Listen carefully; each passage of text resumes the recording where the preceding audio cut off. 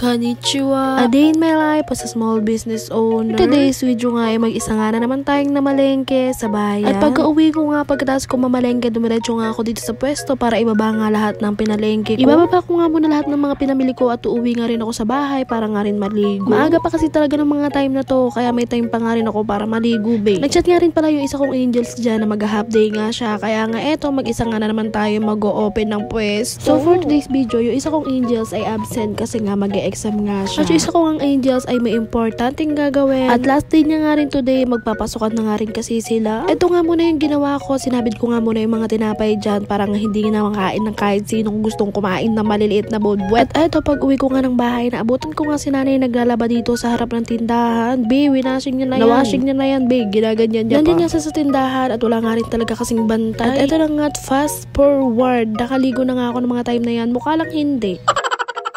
At eto, OTW nga na naman tayo sa pwesto. Ito nga na naman si tatay, yung last vlog ko nga ay naghakot nga siya ng yero at mga bakal. Ngayon nga hindi pa pala tapos, may pangalawang hakot pa pala. Nakaghakot nga siya kasi nga daw gagawin niya nga daw na garahe dito sa tabi ng bahay namin. So ayun, gagawa nga daw siya para nga daw hindi masira itong XLT kasi nga naman umaaraw at uulan. Ayan nga lahat ng hinakot niya at meron nga rin siya nakatulong. Yung kaibigan niya daw sa Natividad at hindi ko alam kung sino na yung katulong niya na magbabadyaan. Pagkatapos nga nun, ayun, nagpunta na nga rin ako dito sa pwesto para nga jumuti na nga at magbukas na nga rin ng nakabili pwesto. Na nga rin pala ako dyan ng uulamin namin ni at dito nga rin siya kakain sa pwesto para nga daw may kasabay ako kumain ng tanghalian. At syempre, pagdating ko nga dito sa pwesto, binagsakan ko na nga rin yung tubig namin. Medyo mataas din kasi talaga bayarin ko sa tubig kaya nga sinasara at binubukas nga namin yung tuwing papasok at uuwi nga kami. So mag-isa nga na naman tayo dito kaya for the go, mamajikin na lang natin lahat yan para hindi ka na mainip manood ng vlog ko. Ang una ko ang ginawa dyan ay nisprayan ko nga muna itong harap namin para nga punasan. Downy nga pala yung ini-spray ko dyan na may halong tubig. At pinupunasan ko nga rin pala siya ng malinis na basahan pagkatapos ko nga rin sprayan. O taray, minagic ko lang yan. Saan ka pa? Sa akin ka na. Huy, hindi.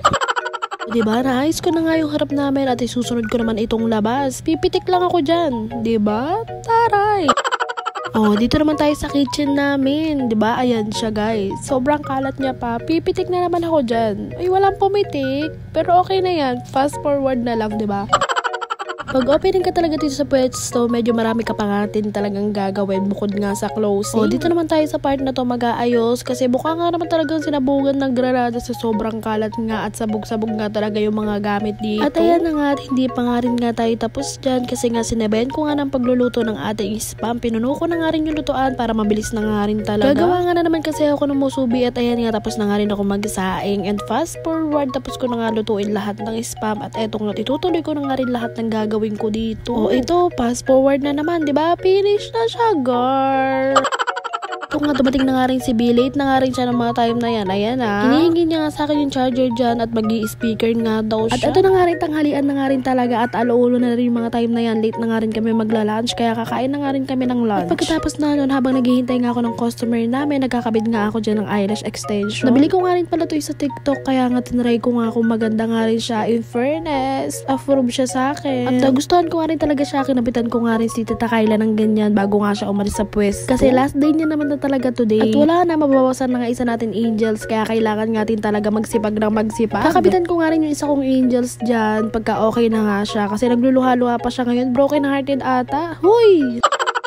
Nagustuhan ko nga talaga yung binili kong eyelash extension na to sa TikTok. And ayun na nga, fast forward, meron na nga rin kaming customer dito at umorder nga sila ng kahit ano, mag-couple nga sila. At ang pinili nga pala nilang juice dyan ay pineapple. Pag umorder ka nga sa amin ng tropa meal at couple meal, may mga pagpipilian ka nga ng juice. Kung pineapple, lemon iced tea, or lychee. Dito nga, meron nga nag-order sa amin ng 2 burger na overload at isang regular na 50 pesos na price. For takeout nga rin ito, kaya dyan na nga rin namin siya nilagay. O taray, eto na nga, fast forward, ay sarado na nga yung pwesto namin kasi gabi na rin talaga nung mga time na yan. At eto nga rin si Tita Kyla, isusurrender niya na nga sa akin lahat ng susi niya kasi nga last day niya na nga today. O taray, ginabitan ko nga rin siya dyan ng eyelash extension at ayan nga yung isa kong angels lumaibot dito kakatapos niya nga rin dyan mag-exam. Sabi ko nga mag-hug na nga sila at baka mamiss nga nila isa't isa. Alam niyo ba ang sagot sa akin? Jejemon daw ako.